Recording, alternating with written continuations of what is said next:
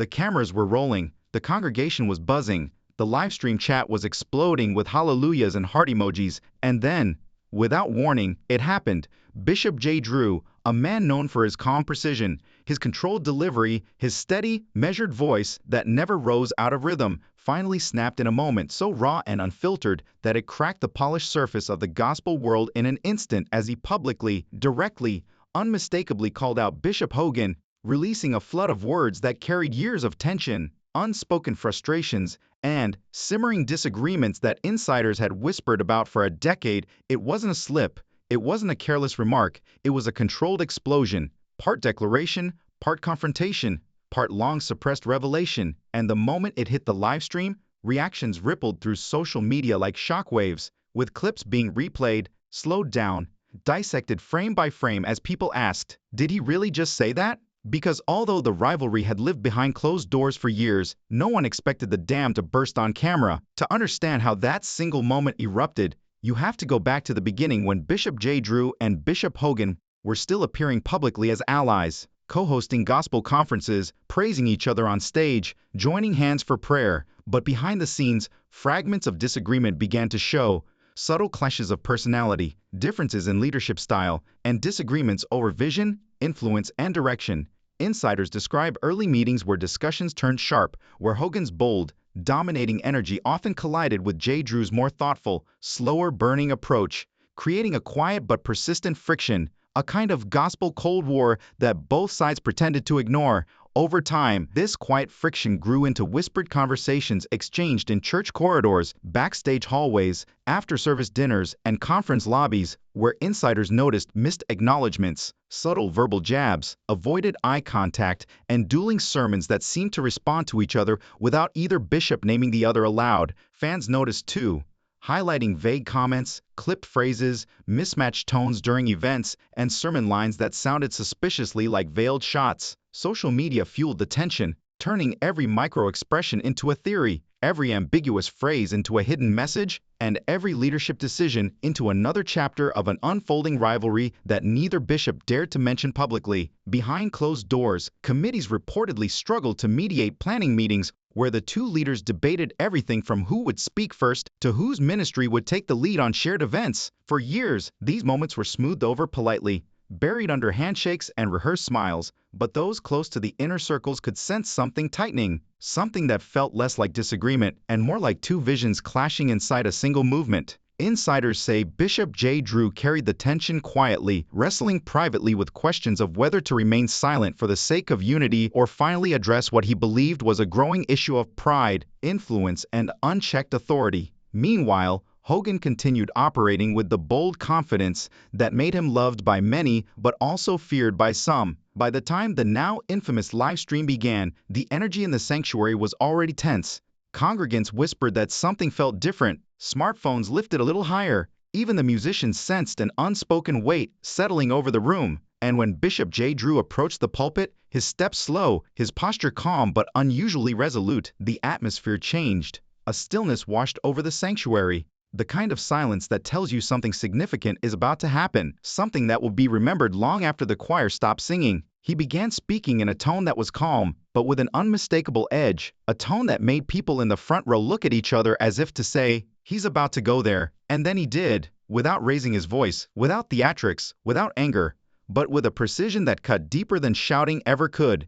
He addressed Bishop Hogan directly, breaking years of silence in a moment that felt like truth, accountability, and confrontation converging into a single breath. The room froze. Some gasped, some stared, some filmed, and online, thousands watched in real time as the calmest man in the gospel world drew a line that had been waiting to be drawn for years. What came next? The reactions, the fallout, the public statements, the private scrambling would reshape the reputations of both leaders and ignite nationwide debates about influence, spiritual authority, ego, and accountability within the modern church. This was not just a clash between two bishops, it was a cultural moment exposing fault lines the community never wanted to admit existed, a moment that forced everyone watching to confront the truth about leadership, pride, and the thin line between spiritual authority and personal ambition, all revealed in a single live moment that no one saw coming but everyone now remembers. He spoke calmly, almost softly, but there was an unmistakable edge in Bishop J. Drew's tone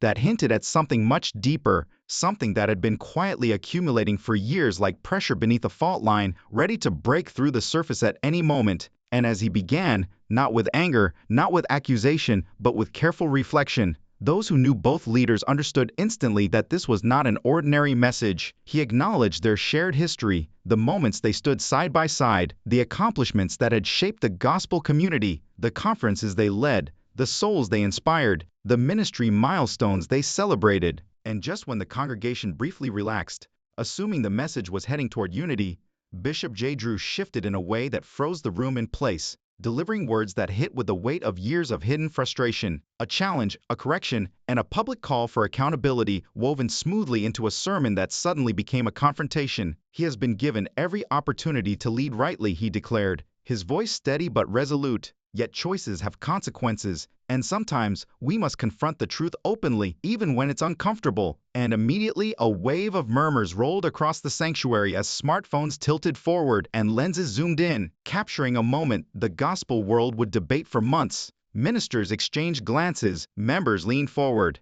and every eye turned toward Bishop Hogan, whose expression, usually composed and confident, briefly revealed shock, making it clear that not even he expected the confrontation to unfold so publicly. What made this moment so gripping was not aggression but the surgical precision with which Bishop J. Drew delivered each word, balancing authority with diplomacy, clarity with calmness, never attacking the man, but exposing the pattern, the principles, the accountability that insiders had whispered about for years. It was the kind of truth that echoed long after it left his lips. Leadership is not about position, he continued with deliberate pacing that made every sentence feel like a verdict. It's about responsibility. And when we fail in responsibility, silence is no longer acceptable.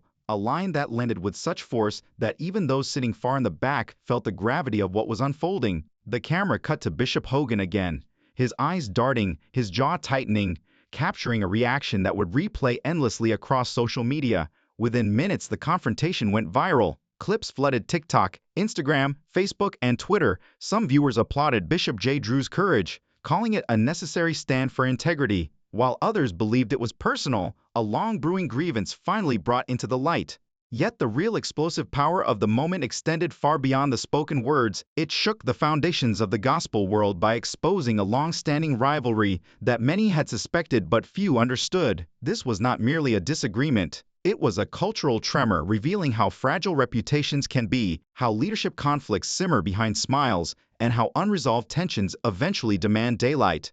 And as the public argued, insiders began whispering even louder, revealing that what the world witnessed was only the tip of a much deeper story. Behind the scenes, there had been private interventions, phone calls that ended abruptly, personal meetings that turned tense, mediated discussions at conferences where both men left unsatisfied. Bishop J. Drew, according to sources, had tried again and again to address concerns quietly, hoping to avoid public embarrassment, but each attempt reportedly met resistance or dismissal, leaving him wrestling with the decision to either remain silent and ineffective or confront the issue openly so accountability could no longer be evaded. Meanwhile, those close to Bishop Hogan painted a different picture, one of strategic maneuvering, of attempts to shape narratives at conferences, influence conversations in interviews, and position himself at the center of shared ministries in ways that raised eyebrows among those paying attention. It wasn't petty rivalry, it was a struggle for influence, authority, and control within a powerful spiritual network that shaped public opinion far beyond church walls. Staff members quietly took sides, conference organizers navigated delicate politics, and ministry associates found themselves caught between two giants whose conflict had grown too large to ignore. What the world saw on camera was the eruption. But behind that eruption were months, even years of pressure building, loyalty shifting, private frustrations deepening, and leadership visions clashing until silence was no longer an option and the confrontation became inevitable. And that's why the moment Bishop J. Drew spoke, measured yet firm, respectful yet undeniably direct, became more than a viral clip. It became a defining moment that exposed the weight of unresolved conflict, forced the gospel world to reckon with its own hierarchy and set off a chain reaction of revelations that would shake the community far beyond the pulpit where it all unfolded. What happened behind the scenes was far more explosive than what the cameras captured, and as ministers tried to mediate quietly, choosing sides in hushed conversations, while a few bold insiders reportedly leaked details to the media, the private tension between Bishop J. Drew and Bishop Hogan slowly transformed from a contained internal conflict into a full-blown public spectacle, a drama that unfolded with emotional weight, spiritual complexity, and personal sacrifice, leaving everyone, from congregants to pastors to digital influencers, scrambling to understand how such a deep fracture had formed between two men once believed to be allies. The emotional toll on Bishop J. Drew became one of the most compelling parts of the entire story, as those close to him revealed how deeply he wrestled with the decision to speak publicly, knowing full well the risks, knowing that stepping forward could ignite controversy, divide opinions, and paint him as confrontational in a community that often equates silence with humility, yet understanding, too, that leadership sometimes demands difficult, lonely choices that cut across comfort, relationships, and public image. Privately, he struggled with questions that would torment any leader of conscience. How do you uphold principles when silence allows harm? How do you protect your ministry while holding another respected leader accountable? How do you remain faithful to your calling when the truth threatens to break hearts and reputations? Meanwhile, insider sources revealed motivations beneath the surface, describing how Bishop J. Drew cared deeply about the long-term health of ministries, the reputation of the gospel community, and the example being set for upcoming pastors who watched their every move, while Bishop Hogan's supporters viewed him as someone fiercely protective of his influence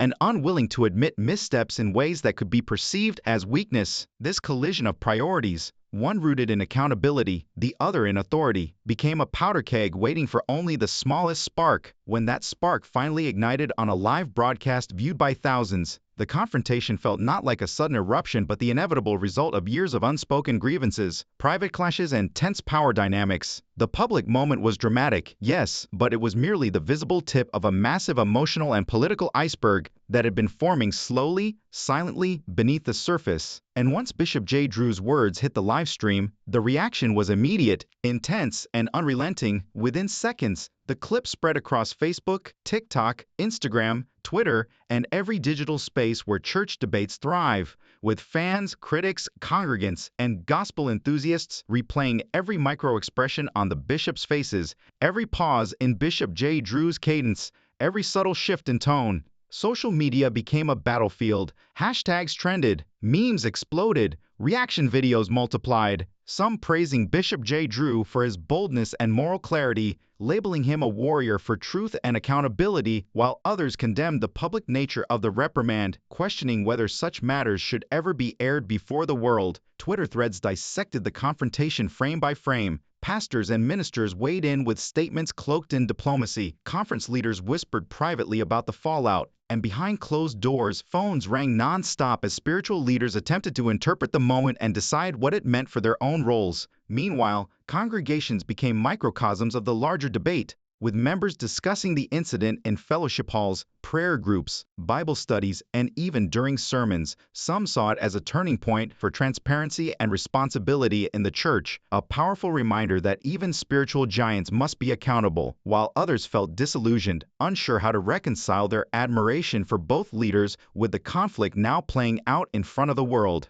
Gospel influencers, YouTubers, podcasters, and commentators quickly capitalized on the chaos, producing breakdowns, analysis videos, live stream panel discussions, and speculative commentaries that only intensified the commotion, turning the confrontation into a cultural moment far bigger than either bishop anticipated. Yet beyond the memes and commentary, something deeper was happening. Ministers across the nation began quietly reassessing their own leadership styles, their conflict resolution practices, and their accountability structures, realizing that the confrontation had forced them to confront uncomfortable truths about power, influence, and responsibility. Others took a step back to examine the power dynamics within their own ministries, acknowledging that even beloved leaders are not immune to scrutiny or correction. The moment sparked broader cultural conversations as well, about transparency, moral integrity, spiritual responsibility, and the consequences of authority unchecked. Discussions that reached beyond church walls into wider communities, seeking examples of honest leadership. It became clear that the confrontation was not just an isolated event, it was a catalyst that ignited reflection, dialogue, and change at multiple levels. And just as the storm seemed to be settling, insiders began hinting that the livestream moment was merely one chapter in a still unfolding story. Private conversations following the event, messages exchanged behind closed doors, unexpected alliances forming in the aftermath, and the quiet reshaping of influence networks continued to deepen the drama in ways the public could only guess at. The story was far from over, and the next stage would reveal even more about loyalty, legacy, and the true cost of leadership in the modern gospel world.